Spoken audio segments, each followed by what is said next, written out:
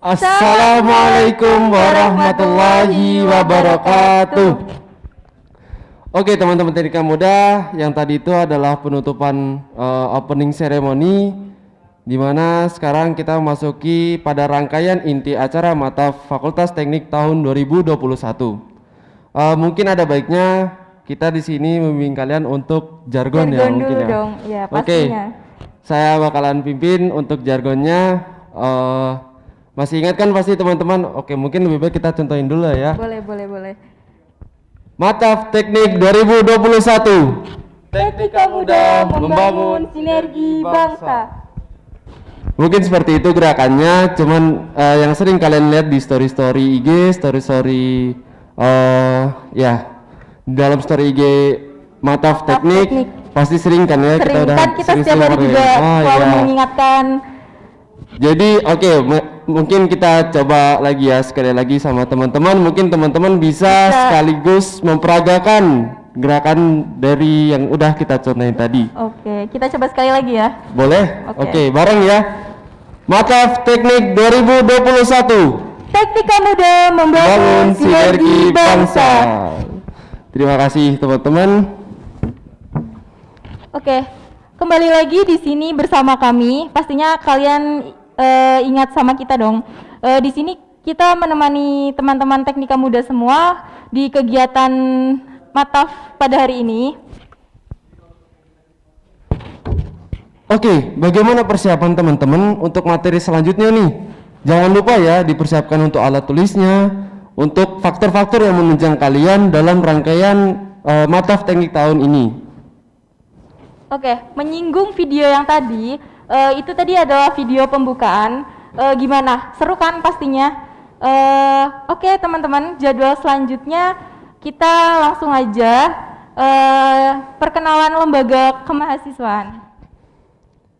Jadi kita di sini bakal sedikit spill nih tentang lembaga kemahasiswaan. Apa sih lembaga kemahasiswaan itu, Mbak Feli? Oke, saya jawab ya. Lembaga kemahasiswaan adalah organisasi wadah bagi mahasiswa untuk mengembangkan kapasitas kemahasiswaan berupa aspirasi, inisiasi, dan gagasan positif. Terus di lembaga Fakultas Teknik sendiri itu terdiri dari ada DPM KMFT, BEM KMFT, dan IMMFT UMY. Oke, mungkin untuk teman-teman yang belum ada gambarannya, mungkin bisa lebih jelasnya lagi. Kalian bisa simak nih sesi selanjutnya, yaitu sisi perkenalan kemahasiswaan.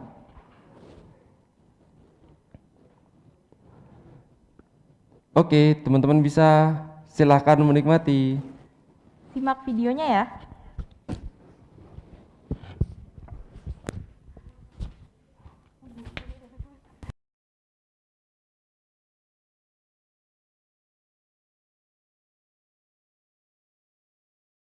Oke, baik.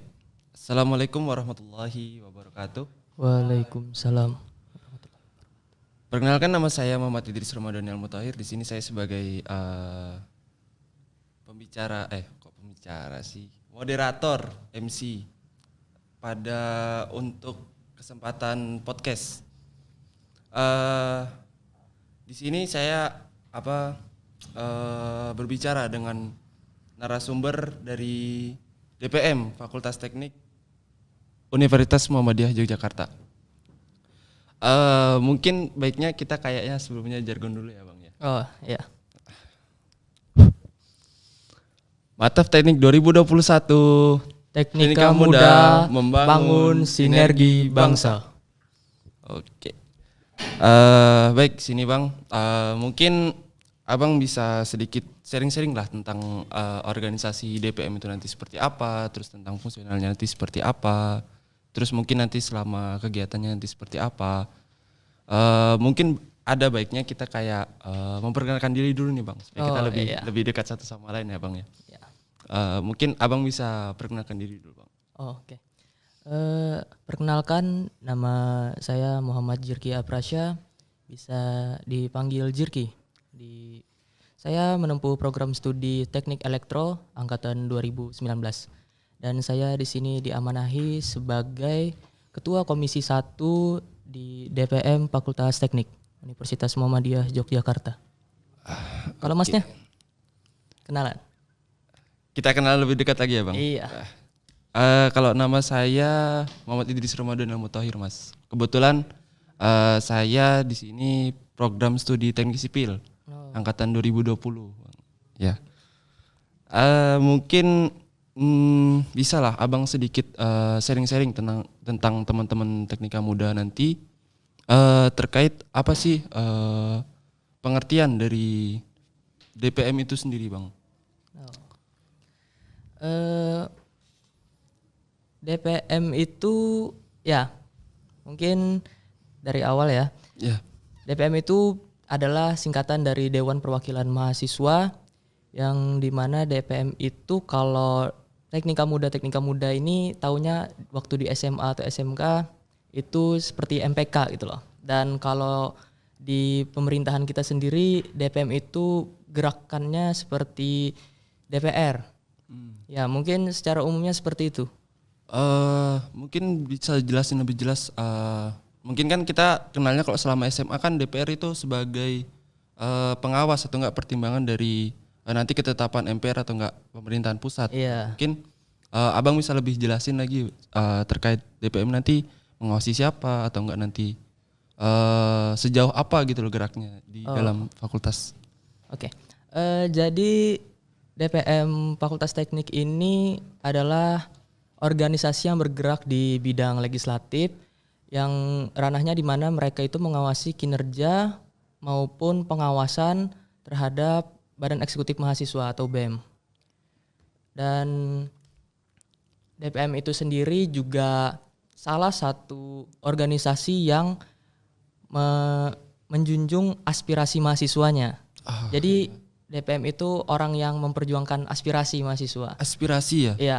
Mungkin Abang bisa jelasin tuh bagaimana kalau semisal kita dari teman-teman teknika muda ingin memberikan aspirasi, itu mungkin seperti apa tuh Bang caranya atau teknisnya? Jadi di kampus itu ya terutama di gedung F1 ya, F1 Ya, F4 kita F1, itu. Ya. F1. Jadi di lobi F1 F4 itu biasanya ada namanya mading aspirasi. Jadi mungkin nanti teknika muda yang maba-maba ya, maba-maba yang nanti datang ke kampus itu pasti bisa melihat mading aspirasi. Jadi di mading aspirasi itu kalian bisa menuliskan aspirasi kalian terkait dengan keluhan-keluhan terhadap fasilitas yang ada di Fakultas Teknik. Terkait yang keluhan-keluhan itu mungkin bisa seperti apa tuh Bang? Atau enggak semisal dari keluhan dia pribadi sendiri atau enggak tentang keluarganya atau enggak dari mahasiswanya secara pribadi gitu loh Bang? Gimana? Ya kalau keluhan aspirasi itu biasanya kan dari apa ya? Kayak misalkan ada fasilitas-fasilitas yang dari Fakultas Teknik itu kurang gitu loh. Entah lampu di koridor ataupun taman lampunya redup. Ya. Nah, itu bisa disalurkan aspirasinya melalui mading aspirasi. Nah, dan kemudian dari pihak kita dari DPM itu akan memperjuangkan aspirasi tersebut ke pihak dekanat. Seperti kemudian yang pertanyaan Mas tadi, apabila ada kayak aspirasi pribadi terkait masalah pribadi dan sebagainya, ya mungkin itu bisa DM saja. Termasuk lah ya. Iya, termasuk lah ya. Ya, bisa. Tapi ya nggak usah banyak-banyak. Bukan ranahnya. Bukan ranahnya. Iya. Takutnya soal-soal cinta dibawa gitu loh Bang. Iya, takutnya nanti privasinya kan ketahuan kami gitu. Kami tahu gitu. Ya bener Bang. Apalagi kan banyak keluhan gitu Abang kita anak-anak teknik Iya. itu. Keresahan anak teknik itu ya udah wajar lah. Wajar. Iya. Oke. Nanti teknika muda yang akan datang ke Fakultas Teknik pun bakal merasakan rasanya keresahan tersebut. Keresahan tersebut, iya, ya. tapi itu jangan dibawa jangan dibawa pusing lah. Itu adalah perjalanan hidup. Suatu sebagai- proses. ya, suatu proses menjadi seorang mahasiswa. Ya bener. Mungkin ya terkait tadi yang keluhan, Abang bisa jelasin tuh apa tugas-tugas pokok dari DPM ini Bang? Oh, oke.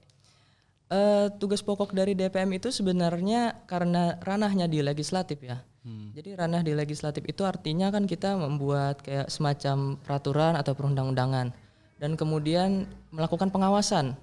Jadi kita itu lebih terlihat di pengawasannya karena kita mengawasi BEM kan, mengawasi kinerjanya. Bagaimana program kerja dari pihak Badan Eksekutif Mahasiswa tersebut berjalan, bagaimana proses persiapannya. Nah, dari pihak DPM itu mengawasi bagaimana alur mereka dalam melakukan program kerja tersebut. Seperti itu. Sekedar mengawasi ya Bang ya, lebih jelasnya. Mengawasi dan sekaligus mengevaluasi. Oke, mungkin tadi itu sedikit itu ya, gambaran tugas pokok dari DPM Fakultas Teknik itu seperti apa yang kita jelasin sama Abang Zikri. Zirki. Ya, Sorry bang. Gak apa-apa. Nama aku emang susah. Tenang aja. Iya, agak susah dicerna itu. Iya. Nah, mungkin terkait divisi atau enggak pembagian bagian-bagian dalam organisasi DPM itu seperti apa bang? Oh iya. Jadi di DPM itu sendiri mempunyai komisi lebih tepatnya, bukan divisi. Iya. Komisi ya. Jadi kami dari DPM Fakultas Teknik itu mempunyai 3 komisi untuk saat ini.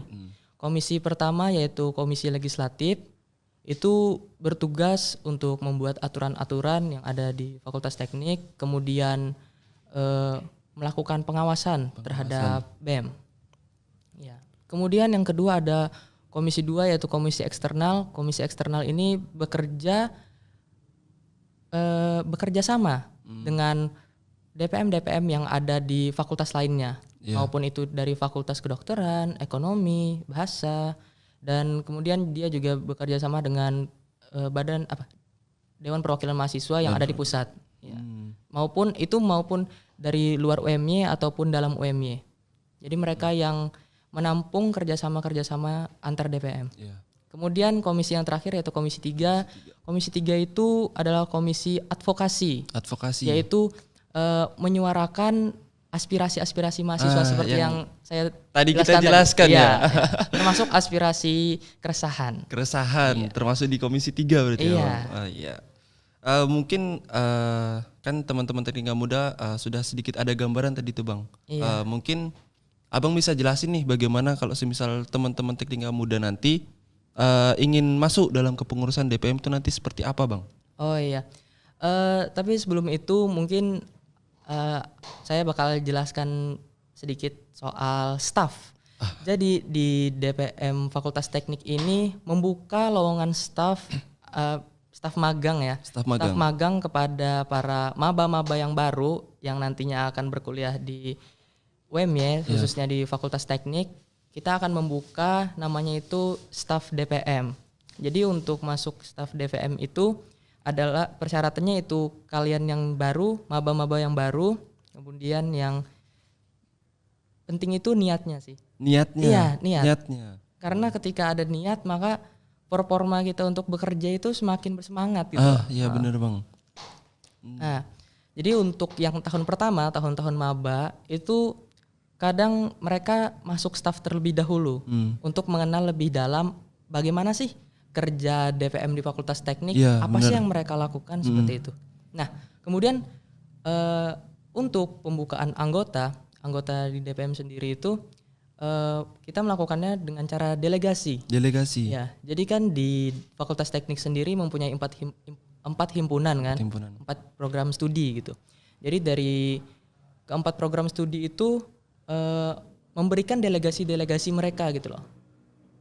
Berarti dari himpunan-himpunan itu mengirimkan wakil-wakilnya ya? Iya, wakil-wakilnya yang menurut mereka terbaik gitu.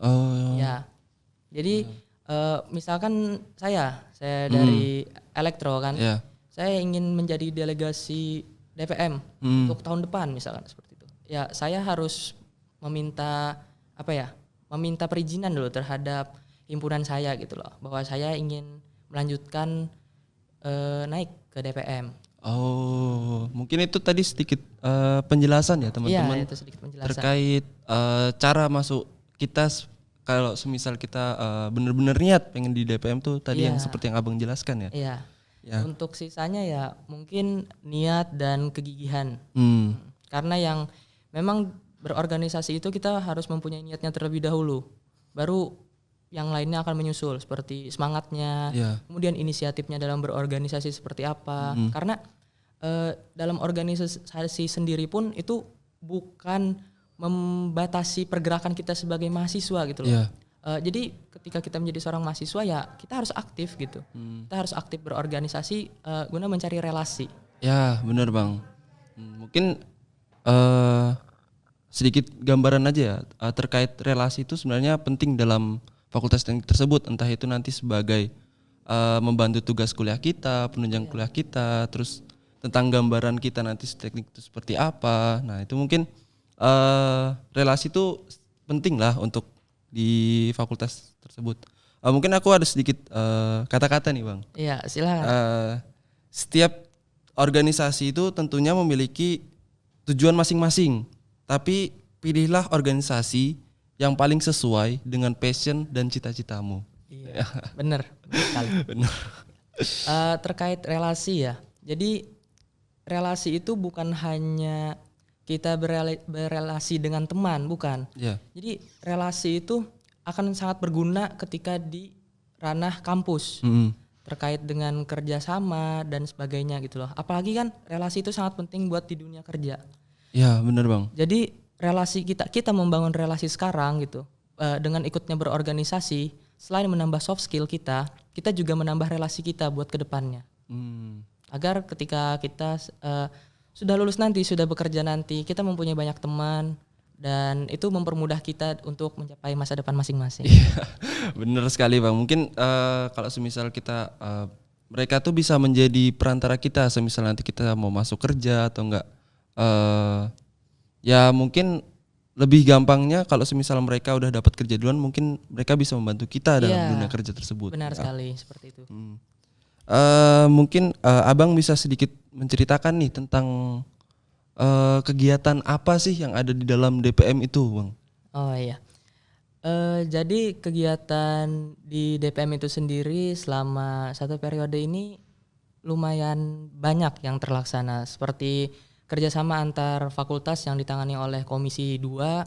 Jadi Komisi 2 itu bertugas untuk menjalin kerjasama, menjalin hubungan terhadap fakultas DPM, fakultas-fakultas lain, maupun itu di dalam UMY ataupun di luar UMY. Jadi kami sudah melakukan kunjungan. Jadi ada beberapa kunjungan yang sudah diterima maupun yang kami kunjungi.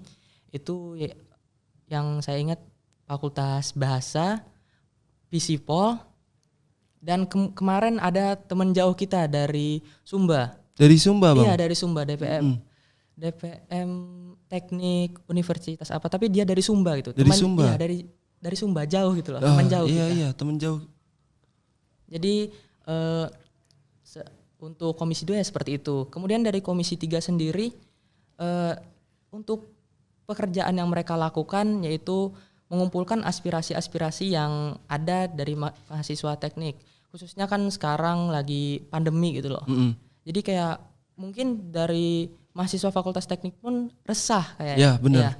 Kayak banyak keluhan-keluhan yang mau mereka sampaikan tapi mereka tidak tahu gitu loh mau menyampaikannya kemana. Siapa? Jadi kami dari DPM itu siap untuk menampung aspirasi-aspirasi tersebut. Sebagai perantara ya istilahnya. Sebagai perantara. Apalagi di situasi pandemi kayak gini ya Bang ya. Mungkin banyak-banyak keluhan dari mahasiswa, apalagi mahasiswa maba, belum ada gambaran tentang kehidupan kampus. Bener Bang. Ya itu pun kalau mau buka-bukaan ya itu yang saya rasakan juga sih Bang. Mungkin Abang bisa kasih penjelasan nih sama teman-teman teknika muda, bagaimana pembagian waktu Abang semisal ada waktu di organisasi, ada waktu yang untuk tugas atau tentang kuliah Abang tuh bagaimana Abang pembagian waktunya gitu. Oh ya, jadi terkait manajemen waktu ya. Ya, manajemen waktu. Manajemen waktu itu memang akan kita rasakan ketika kita menjadi seorang mahasiswa. Karena waktu bersekolah itu manajemen waktu masih nggak terlalu gimana-gimana gitu. Ya, benar Bang. Tapi ketika menjadi seorang mahasiswa kita perlu memanajemen waktu sebaik-baik mungkin. Apalagi ketika kita mengikuti kepanitiaan ataupun organisasi, belum lagi kita tidak tahu kan program studi kita itu seperti apa gitu loh. Ya, bener Bang, bener. Entahlah itu banyak tugas dan sebagainya. Jadi untuk pengalaman pribadi saya terkait manajemen waktu, yang lebih penting itu ketika kita mengikuti organisasi, kita tetap harus mementingkan tujuan utama kita, yaitu berkuliah. Jadi sebisa mungkin kalian utamakan dulu kuliah kalian, kemudian organisasi. Iya. Karena amanah dari orang tua Jauh itu lebih penting. jauh lebih penting Iya. berkuliah. Orang tua kita membiayai kita untuk berkuliah, bukan untuk berorganisasi. Tolong didengar ya teman-teman. Mungkin itu tadi sedikit gambaran ya paling terkait manajemen waktu. Mungkin teman-teman bisa kalau semisal pengen menyalurkan passion kita, passion pribadi kita, jangan lupakan tentang manajemen waktunya, Bang. Iya, Terus mungkin terkait organisasi, jangan takut untuk berorganisasi. iya, jangan takut. Karena di organisasi itu kita kayak bisa membentuk diri kita, jadi semisal kita yang mungkin semasa kuliah itu egois, jadi menjadi sosialnya lebih tinggi gitu lah Bang istilahnya. Mungkin segitu aja yang bisa kita sharing Bang sama iya. teman-teman Teknika Muda. Ya. Mungkin Abang bisa kasih setidaknya semangat atau enggak motivasi tentang diri Abang sendiri selama Abang menempuh bangku kuliah ini ke teman-teman Teknika Muda Bang. Oh, iya. Mungkin ini bukan motivasi kayaknya, Ya. cuma sekedar kata-kata biasa saja. Ketika kita menjadi seorang mahasiswa, kita memang perlu berorganisasi, tapi jangan lupakan niat awal kita. Kita berkuliah untuk membanggakan orang tua. Bagus bener ya perkataan Abang nih. Mungkin orang tua tuh lebih penting daripada gimana ya cara ngomongnya, orang tua itu dijadikan nomor satu dulu, yang kemudian nomor dua Iya, mungkin baru kepentingan kepentingan organisasi kita. Iya. Mungkin cukup sekian podcast santai kita Bang. Oh iya, Terima kasih atas waktunya dan kesediaannya dari Abang Zirki. Iya. Salah penafsiran tadi. Mohon maaf. Mungkin cukup sekian. Ada baiknya mungkin kita tutup dengan jargon kita Bang. oh bisa. Biar lebih bersemangat gitu. Biar Biar lebih teknika-teknika bersemangat. muda yang melihat ini, dia semakin bersemangat untuk berkuliah di Fakultas Teknik. Bener Bang. Jadi jangan takut gitu loh ikut Fakultas Teknik. Justru dengan kalian ada di Fakultas Teknik tuh kalian jadi lebih banyak pengalaman, kalian lebih banyak literasinya. Justru dengan kesulitan antar Fakultas Teknik tuh lebih bagus lagi Bang. Kita tutup aja mungkin. Mataf Teknik 2021. Teknika Muda membangun sinergi bangsa. Sekian, terima kasih. Wassalamualaikum warahmatullahi wabarakatuh.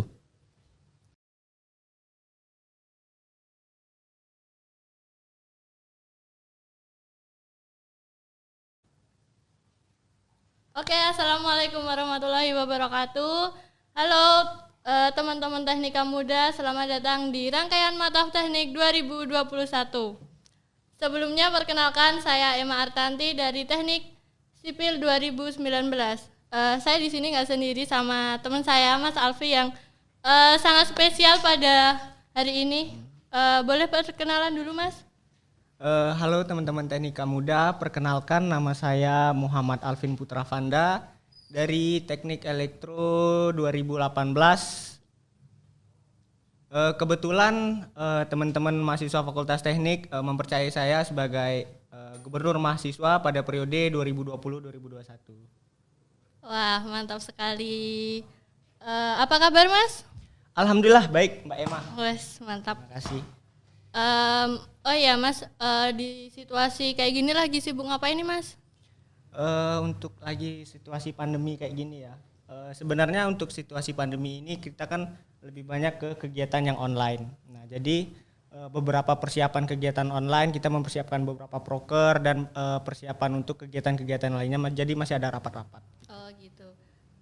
Ada event spektakuler nggak Mas di situasi yang kayak gini dari BEM?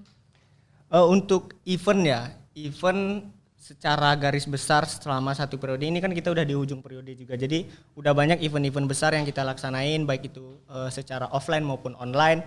Dan salah satu kegiatan online yang terdekat yang mau dilaksanain nanti tanggal minggu depan itu nanti ada seminar profesi. Oh gitu.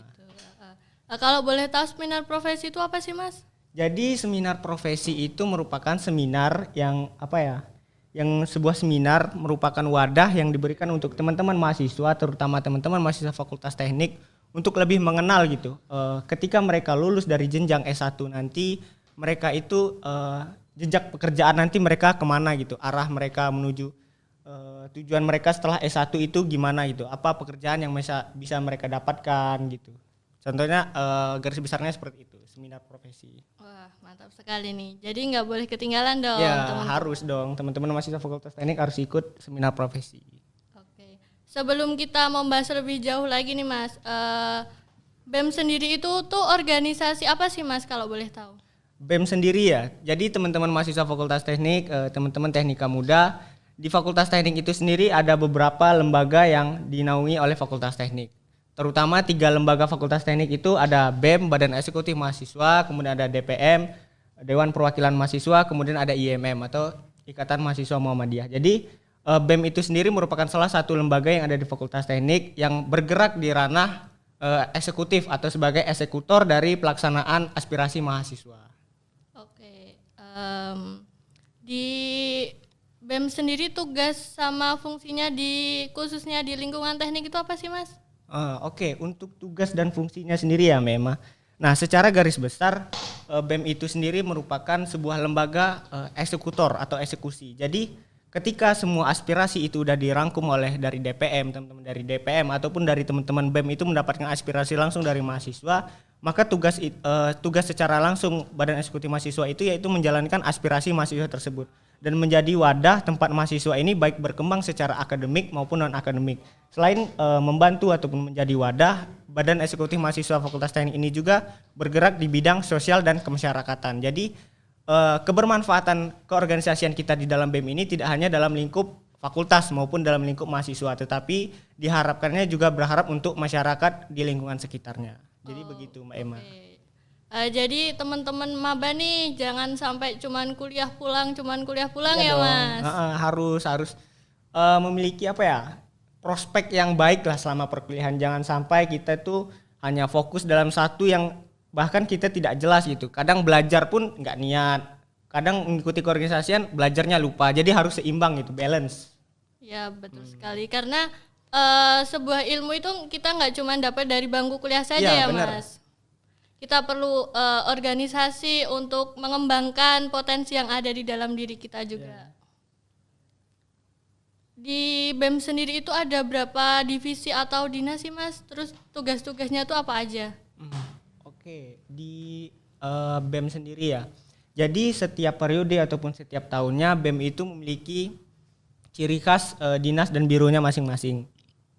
Kenapa seperti itu? Karena pada penyusunan kabinet pada awal terpilihnya gubernur baru, setiap gubernur itu memiliki hak untuk menyusun kabinetnya sendiri. Jadi pada setiap tahunnya kabinet dalam penyusunan organisasi BEM itu sendiri berbeda-beda. Kebetulan pada tahun saya ini terdapat 9, ada 6 dinas dan 3 biro. Jadi biro itu merupakan yang bergerak di ranah khusus internal BMKM-FT dan sedangkan dinas itu bergerak di ranah eksternal dan internal BMKM-FT.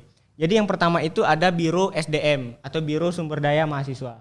Nah, Biro SDM ini sendiri bergerak secara internal di dalam BMKM-FT, yaitu mengurus keanggotaan gitu. Jadi fokus keanggotaan baik itu nanti regenerasi ataupun keharmonisan keanggotaan pada periode itu. Kemudian ada Biro Organ. Nah, Biro Organ ini kalau sebelumnya itu tentang keanggotaan, maka Biro Organ ini merupakan aset gitu.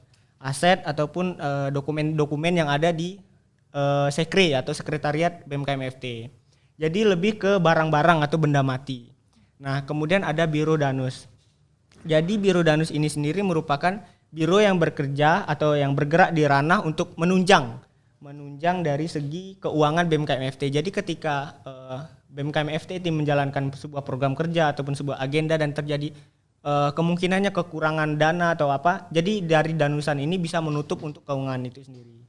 Nah, kemudian kita masuk ke dinas. Dinas yang pertama itu ada kajian strategi dan advokasi. Nah, kajian strategi dan advokasi ini merupakan dinas garda terdepan dari BMKM FT. Kenapa garda terdepan? Karena dinas ini yang merupakan menjadi tameng awal di BMKM FT itu sendiri. Baik BMKM FT ataupun dari KMFT itu sendiri. Karena dari ranah kerja ataupun keputusan nanti itu akan dirancang ataupun akan disusun dulu oleh dari teman-teman Kasrat ini, karena mereka merupakan tempat untuk menyusun strategi setelah kajiannya. Setelah mereka menyusun kajian dan strateginya, maka mereka akan membentuk pengadvokasiannya terhadap permasalahan tersebut. Nah, mungkin teman-teman bisa ngelihat ketika mahasiswa-mahasiswa itu demo ataupun turun ke jalan, nah teman-teman Kasrat itu yang akan mengkaji terlebih dahulu permasalahannya dan apakah nanti Fakultas Teknik akan ikut serta dalam demo tersebut. Mungkin itu salah satu contohnya. Kemudian ada Dinas Sosma atau Dinas Sosial dan Kerjasama. Dinas Sosma ini merupakan bergerak di bidang sosial dan kerjasama antar pihak luar.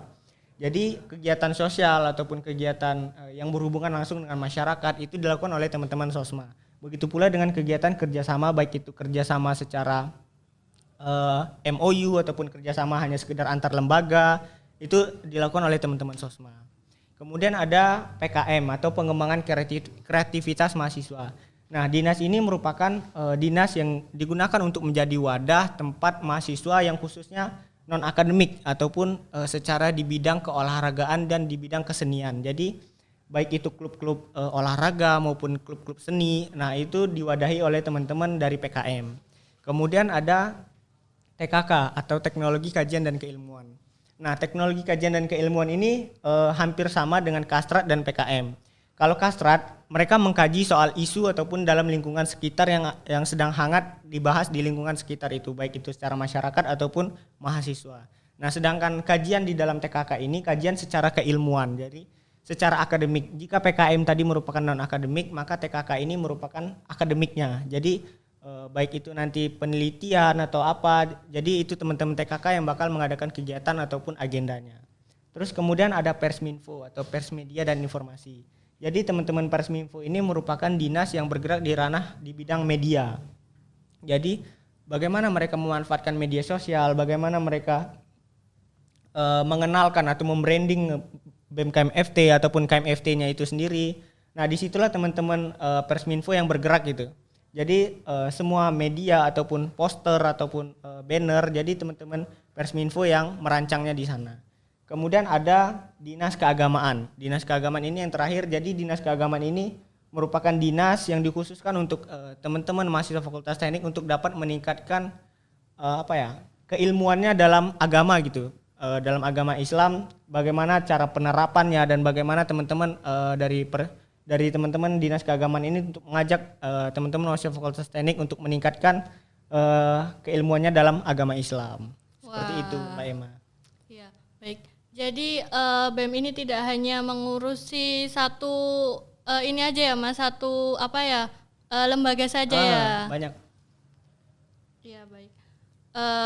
Tadi kan Mas Alvin menyampaikan itu ada gubernur. Nah, itu pemilihan gubernur itu bagaimana sih, Mas? Mungkin kita bisa sharing ke adik-adik teknika muda biar tahu gitu loh.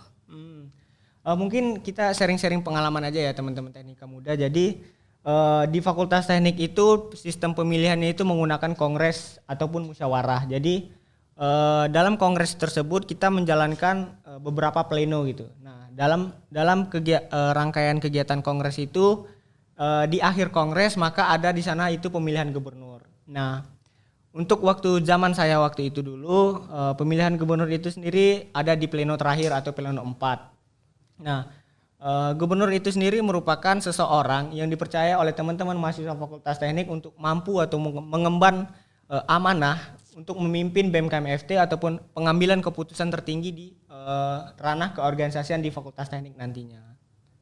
Jadi setelah dijalannya kongres ataupun pleno keempat itu nanti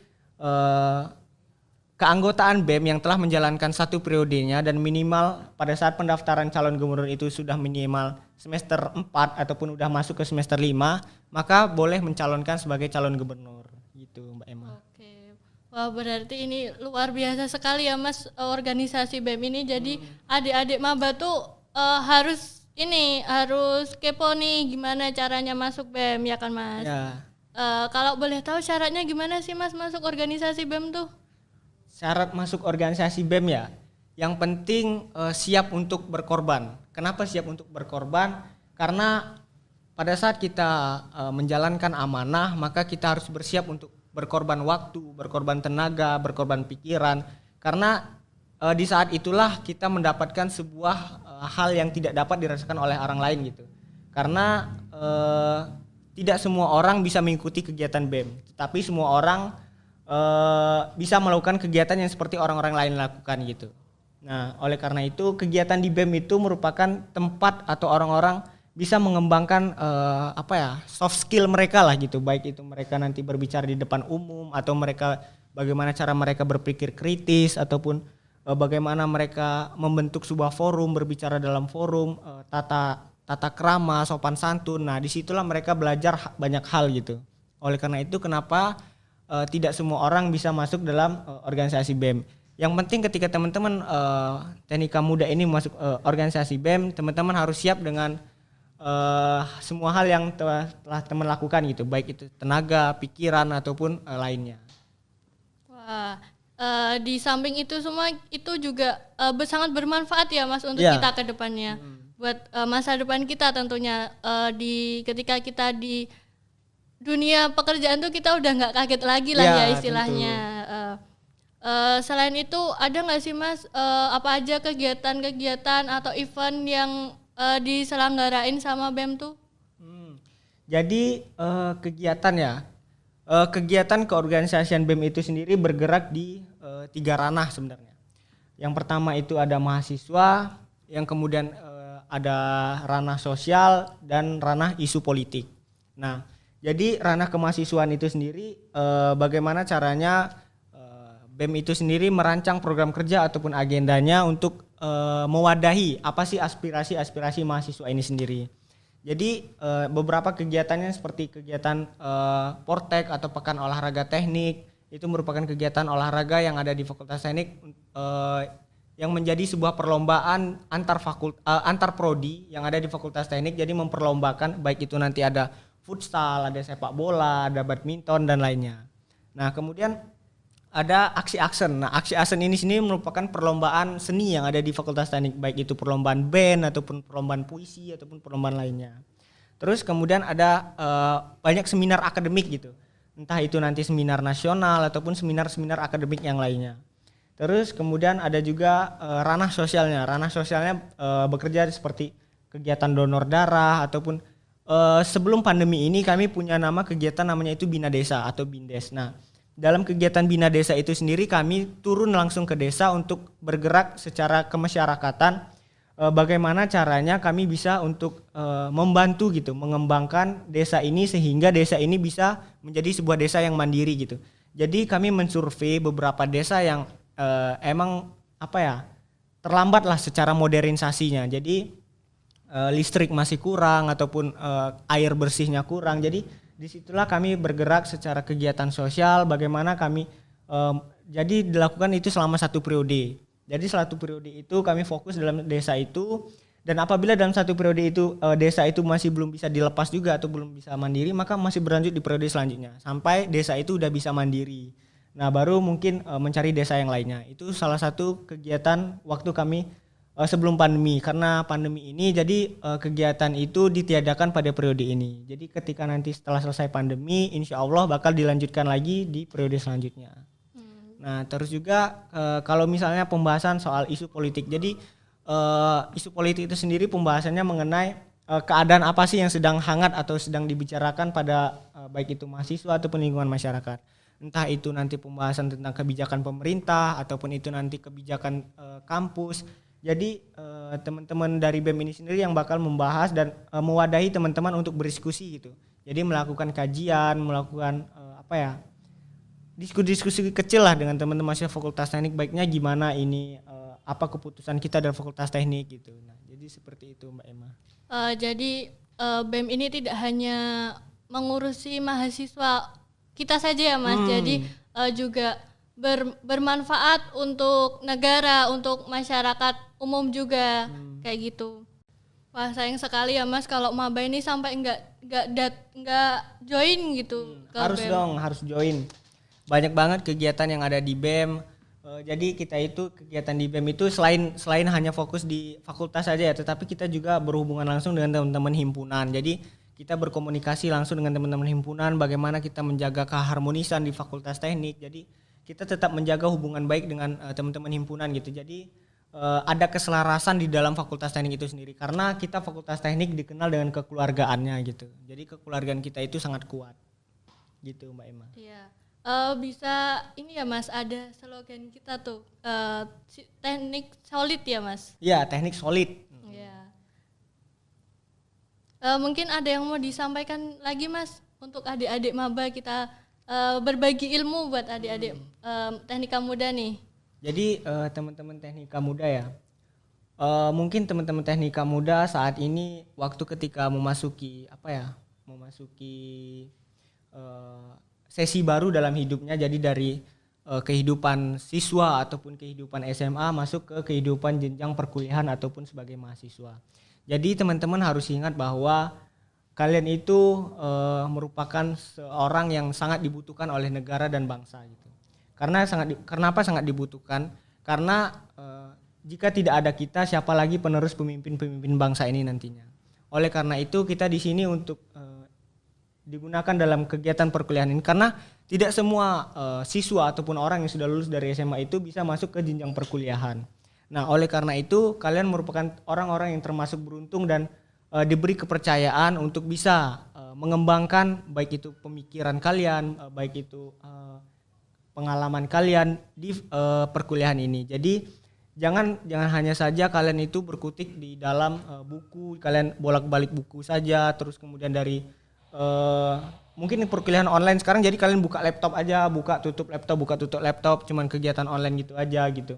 Nah, jadi jangan sampai kayak gitu teman-teman, karena sungguh sayang waktu dan tenaga kalian itu terbuang sia-sia. Masih banyak kegiatan-kegiatan yang bermanfaat yang dapat kalian lakukan.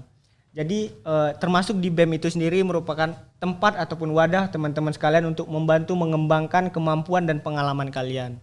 Nah, jika kalian ikut sendiri, Mas yakin kalian tidak bakal rugi lah, karena walaupun kalian sedikit mengorbankan waktu ataupun tenaga kalian, tetapi kalian akan mendapatkan imbalan yang lebih dari itu gitu. Semoga apa yang kalian lakukan nanti diberkahi oleh Allah Subhanahu wa taala. Seperti itu. Amin. Jadi walaupun lagi pandemi nih, kita nggak boleh malas-malasan, kita nggak boleh ya pasrah lah gitu aja. Kita harus tetap produktif ya Mas. Harus tetap produktif dong.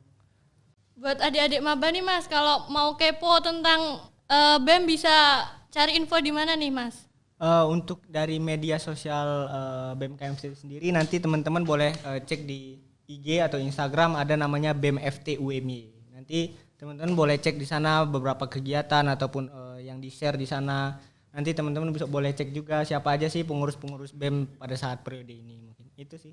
Daripada stalking gak jelas kan, mending ini ya Mas, cek IG-nya BEM biar lebih manfaat dan nggak ketinggalan info gitu. Mungkin itu yang bisa kita bincang-bincangkan, kita bisa bagikan ya Mas. Sebelum kita tutup nih obrolan kita jargon dulu gimana Mas? Oke. Jadi nanti kalau saya bilang Mataf Teknik 2021, nanti Mas Alvin jawab Teknika Muda Membangun Sinergi Bangsa. Oke, siap. Kita mulai ya Mas. Oke. 1, 2, 3. Mataf Teknik 2021, Teknika Muda Membangun Sinergi Bangsa. Oke. Nah, mungkin itu saja yang bisa kami sampaikan berdua. Kita tunggu partisipasi kalian di organisasi Fakultas Teknik dan di event lainnya. Jadi jangan sampai nolep ya Mas ya. Ya, jangan dong. Harus tetap produktif walaupun di kegiatan pandemi seperti ini.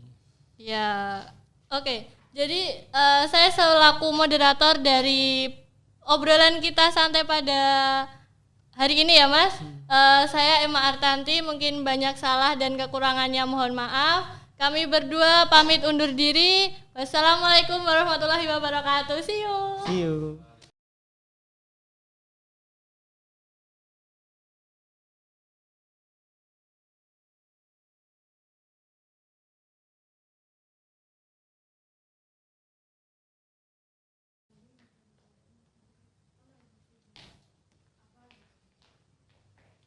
Aduh, pas masker dulu kayak gitu ya.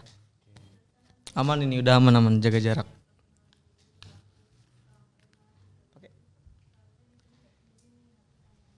Oke, assalamualaikum warahmatullahi wabarakatuh. Halo Teknika Muda. Jadi di sini kita bakalan ngadain bincang-bincang santai ataupun anak sekarang biasanya nyebutnya itu podcast gitu. Nah, sebelumnya kita di sini punya jargon Mataf Teknik 2021. Mungkin ketika saya nanti bilang Mataf Teknik 2021, Masnya bisa membalas. Oke, kita mulai. Mataf Teknik 2021. Teknika Muda membangun sinergi bangsa. Oke, mantap. Nah, mungkin selanjutnya di sini kita kehadiran bintang tamu ataupun kedatangan bintang tamu. Mungkin Masnya bisa dipersilakan untuk memperkenalkan diri, asal prodi dan organisasi mahasiswanya. Dipersilakan Mas Hikni. Terima kasih Mas Rafli. Perkenalkan, nama saya Muhammad Hikni Musyafa, biasanya dipanggil Hikni. Sekarang sedang menempuh pendidikan di jurusan Teknik Sipil angkatan 2018 dan juga sedang diamanahi menjadi Ketua Umum Ikatan Mahasiswa Muhammadiyah Fakultas Teknik Universitas Muhammadiyah Yogyakarta. Seperti itu. Oke. Berarti IMM ya Mas ya? Ya, benar. IMM FT. Ya. Mungkin kita langsung aja mulai ya di podcast kali ini. Kita tuh bakalan membahas tentang ormawa-ormawa yang ada di Fakultas Teknik. Nah, untuk yang pertama kita tuh bakalan membahas IMM ataupun Ikatan Mahasiswa Muhammadiyah ya Mas ya.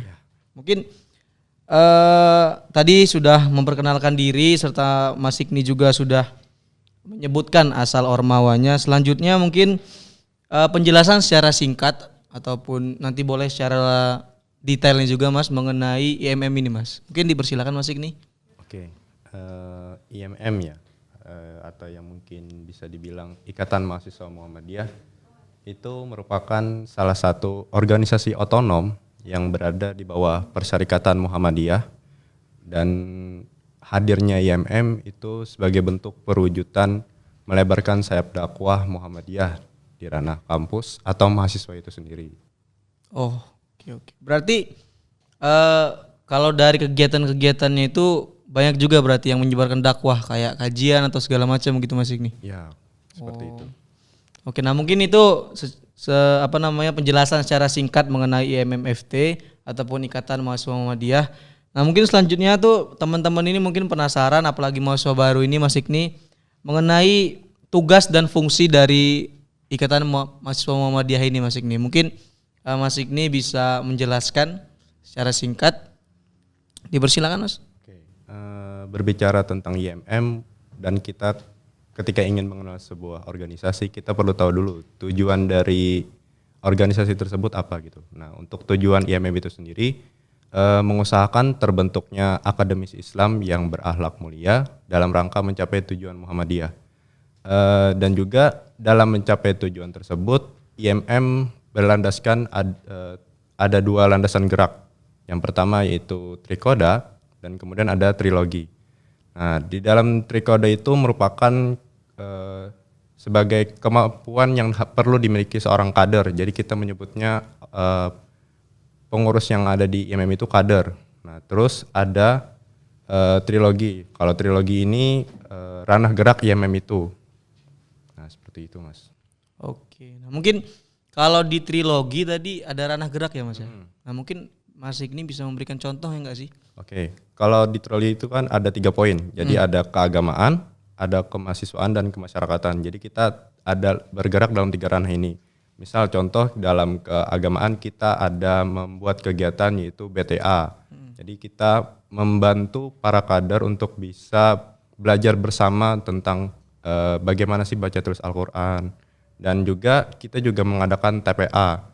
Jadi TPA itu kita mengajarkan kepada adik-adik yang ada di luar, misalnya di masjid-masjid desa, itu kita membantu mereka untuk memahami tentang baca tulis Al-Quran. Dan kemudian tentang kemahasiswaan itu, misal kita melakukan kegiatan tentang kajian ataupun diskusi tentang kemahasiswaan, tentang isu-isu terkini tentang kemahasiswaan itu seperti apa. Nah, kemudian ada tentang kemasyarakatan. Nah, untuk kemasyarakatan ini kita ada kegiatan juga, contohnya kemarin baru diadakan yaitu kurban. Jadi kita membantu beberapa daerah yang mungkin masih belum terjangkau untuk bisa mengadakan kurban tersebut. Seperti itu contohnya. Berarti IMM sendiri dalam mewujudkan program kerjanya itu dari 3 aspek tadi ya Mas ya? Iya, benar. Kalau nggak salah tadi kan ada keagamaan, yang kedua ada kemahasiswaan, yang ketiga tadi ada kemasyarakatan. Oke. Nah mungkin kayaknya kita kelupaan satu ya Mas ya. Iya. Saya sendiri belum kenalan. Jadi teman-teman mohon maaf tadi kelupaan. Saya sendiri Rafli Ari Pradana dari program studi teknik sipil angkatan 2018. Jadi begitu. Kayaknya kita udah keasikan ngobrol ini. Ya, tapi kita udah saling kenal, ada satu jurusan juga sama-sama ya. teknik sipil teman-teman kebetulan. Jadi anak-anak teknik sipil itu memang mantap-mantap. Nah mungkin itu tadi kan beberapa penjelasan. Jadi buat mahasiswa-mahasiswa baru nanti bisa ada gambaran sedikit lah untuk organisasi mahasiswa mana, atau biasa kalau anak teknik itu nyebutnya lembaga Mas ya. Iya, Jadi ada gambaran buat teman-teman nanti mahasiswa baru untuk memilih lembaga mana gitu yang bakalan mereka ikutin. Mungkin kita minum dulu Mas ya. Haus juga ini.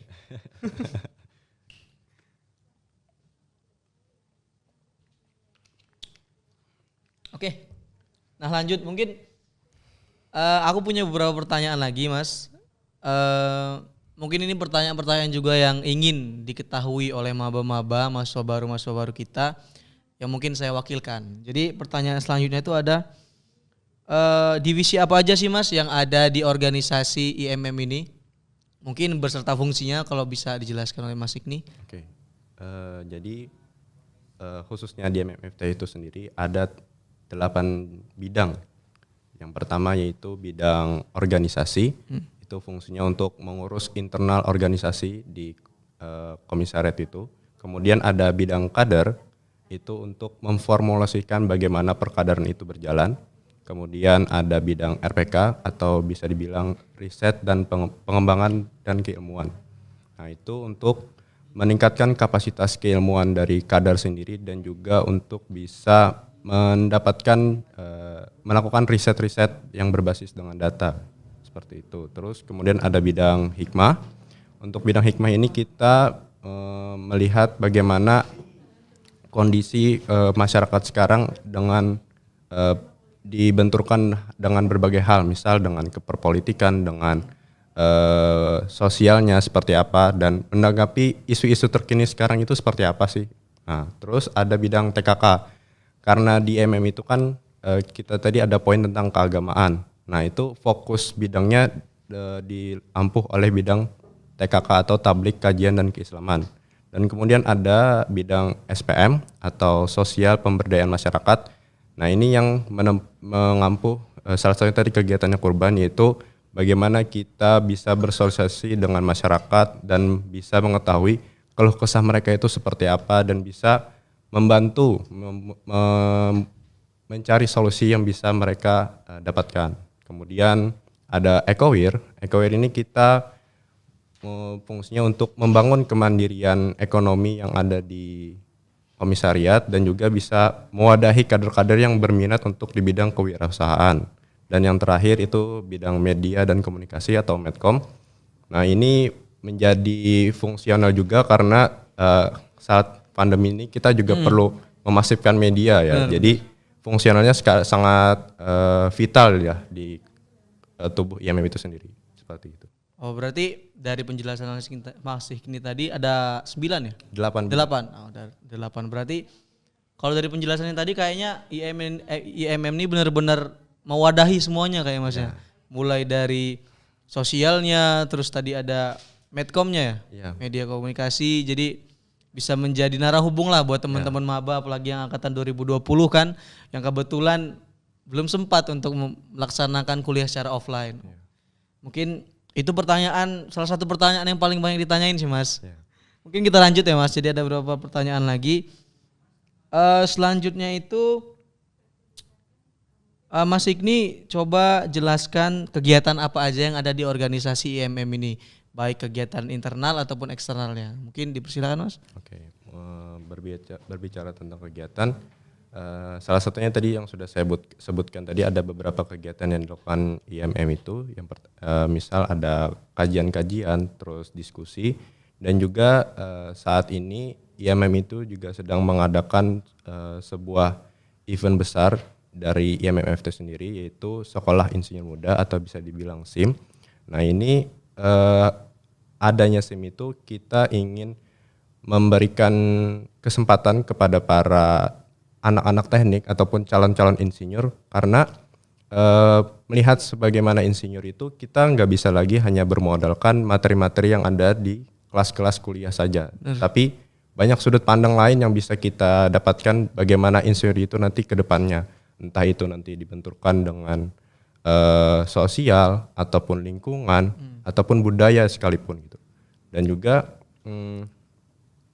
hadirnya SIM ini bisa meningkatkan kapasitas keilmuan dari mahasiswa itu sendiri. Kemudian kalau berbicara tentang eksternal, banyak juga dari kader-kader IMM itu yang mengikuti kegiatan-kegiatan di luar komisariat IMMFT itu sendiri. Misal kemarin kita ada mengirimkan beberapa kader kita untuk mendelegasikannya ikut kegiatan di daerah lain. Kemarin itu kita ada mengikuti di daerah Malang, kita diundang untuk bisa hadir di sana. Jadi di IMM Ikatan Mahasiswa Muhammadiyah Malang itu ada mengadakan kegiatan FCM atau Forum Cendekiawan Merah. Nah itu berbasis tentang bagaimana intelektual itu berkembang dan segala macamnya, seperti itu. Oke, berarti selain aktif di internal kampus, IMM ini juga, IMMFT ini aktif juga Mas ya di luar kampus. Kayak tadi kalau kata Mas Igni itu kan di Malang tadi ya. Iya. Di Malang ada perkumpulan akademik Malang ya, akademik merah gitu ya. Forum Cendekiawan Merah. Oh. Berarti buat teman-teman nanti yang memang tertarik dan memang basisnya itu memang ke Muhammadiyaan, mungkin bisa langsung bergabung gitu Mas ya. Karena di sini bakalan banyak hal-hal yang dikembangkan nantinya, banyak pengetahuan-pengetahuan baru yang bakalan kalian terima begitu.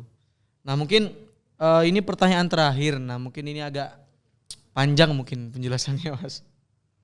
Jadi apa sih syarat-syarat ataupun kriteria-kriteria yang diperlukan untuk para mahasiswa baru ini nantinya bergabung ke dalam organisasi IMM ini Mas Igni? Oke. Untuk syarat sebenarnya kita tidak terlalu banyak memiliki kriteria, yang penting adanya keinginan dari seorang mahasiswa untuk bisa berkomitmen untuk mengikuti berbagai kegiatan yang ada di IMM, dan kemudian sebenarnya ada beberapa rangkaian yang perlu dilalui sebelum mereka menjadi kader nanti. Jadi setelah adanya rekrutmen, kita ada beberapa pengenalan terlebih dahulu mengenai IMM, mengenai Muhammadiyah, dan mengenai mahasiswa itu sendiri. Nah jadi setelah adanya pengenalan, baru kita masuk ke tahap perkaderan utama, atau yang bisa disebut dengan DAD, Darul Ahkam Dasar. Jadi di tahap itulah kita ditentukan bagaimana komitmen kita untuk bisa menjadi seorang kader IMM itu. Seperti itu. Oke, nah mungkin ini juga pertanyaan saya ketika saya menjadi maba ya Mas Igni ya. Kalau kita masuk IMM itu harus emang entah itu Muhammadiyah ataupun gimana. Jadi misal orang-orang yang mau masuk IMM itu memang harus dari sekolah kemuhammadiyahan atau dari sekolah-sekolah biasa juga boleh? Kalau dari kita sebenarnya nggak ada mematok bagaimana standarisasi seorang mahasiswa ingin masuk ya. Jadi bahkan banyak juga dari kader IMM itu yang berlatar belakangnya nggak dari Muhammadiyah. Misalnya orang tuanya ikut pergerakan yang lain atau gimana. Tapi kita tetap welcome gitu. Bagaimana keinginan mereka untuk bergabung dengan IMM ya kita sambut seperti itu.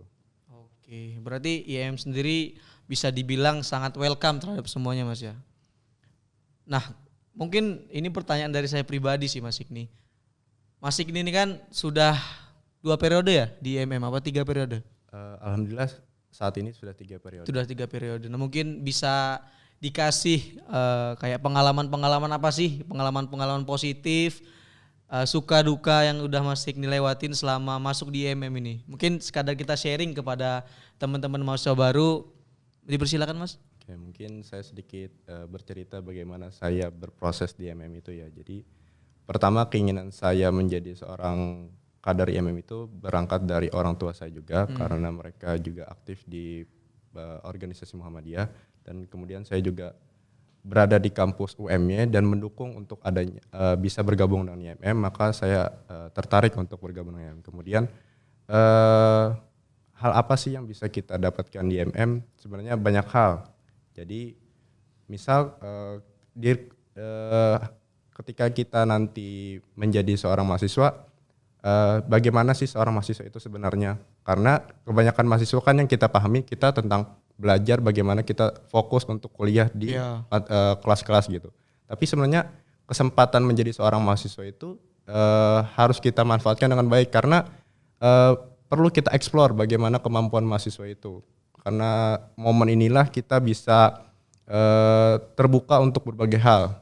Karena misal ikut organisasi ini, komunitas ini, jadi tidak menutup kemungkinan bahwa seorang mahasiswa itu harus aktif tidak hanya di perkuliahan tapi juga di luar perkuliahan, misal ikut organisasi dan segala macamnya. Jadi saya ikut IMM itu untuk bisa lebih bisa mengeksplor dan memandang luas bagaimana seorang mahasiswa itu sebenarnya gitu.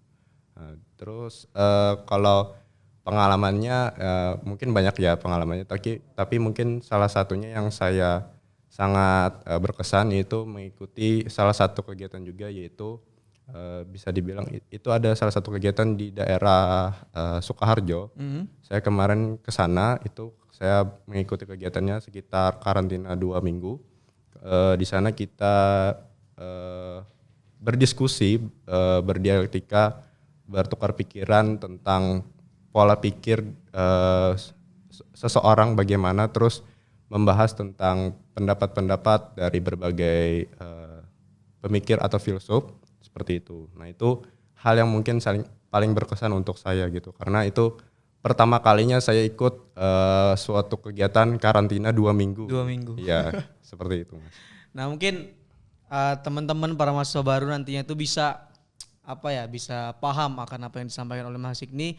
Bahwasannya antara mahasiswa dan siswa itu beda. Jadi ketika kita menjadi mahasiswa jangan sampai kita itu cuma kuliah pulang gitu aja Mas Hikni ya. Sekali. Karena apalagi di kampus Universitas Muhammadiyah Yogyakarta ini sangat banyak peluang-peluang kalian untuk mengembangkan diri kalian, untuk istilahnya itu banyaklah wadah-wadahnya kayak organisasi-organisasi, ada IMM, terus di Fakultas Teknik itu ada BEM dan ada DPM ataupun organisasi pergerakan lainnya. Jadi pesan dari Mas Hikni tadi kan mungkin bisa menjadi suatu bahan untuk menyadarkan diri kalian.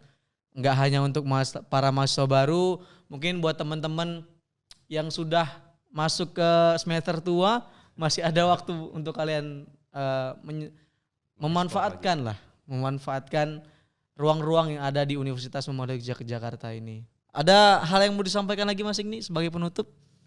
Tambahan sedikit, jadi kalau dari saya menjadi seorang mahasiswa tidak lagi seperti yang Mas Raffi bilang tadi, tidak lagi seperti siswa. Kita menyandang gelar maha. Gitu. Jadi tahap menjadi maha berarti kita memiliki kebebasan untuk bisa mengeksplor berbagai hal.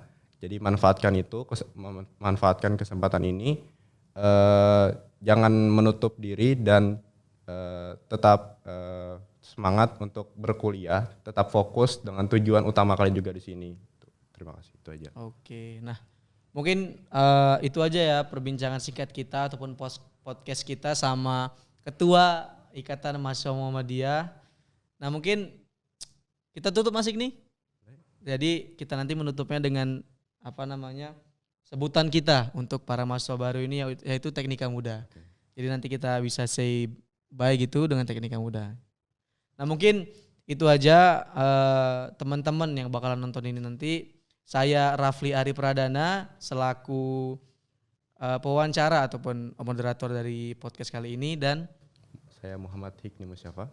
Kami pamit undur diri, sampai bertemu di podcast selanjutnya. Sampai jumpa kembali Teknika Muda. Bye. Dadah.